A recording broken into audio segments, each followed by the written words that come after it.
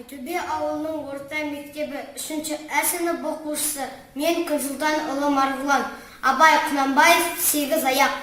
Алыстан сермеп, жүректен тербеп, шымырлап бойға жайылған, қиуадан шауып, қисынын тауып, тағына жетіп қайырған. Толғауы 90 қызыл тіл, сөйлеймін десең өзің біл. Өткірдің жүзі, кестенің бізі, өрнегін сендей салалмас.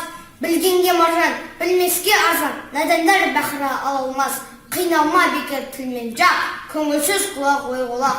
Басында ми жоқ, өзінде ой жоқ, күлкішіл кердең наданның. Көп айтса көнді, жұрт айтса болды, әдеті надан адамның.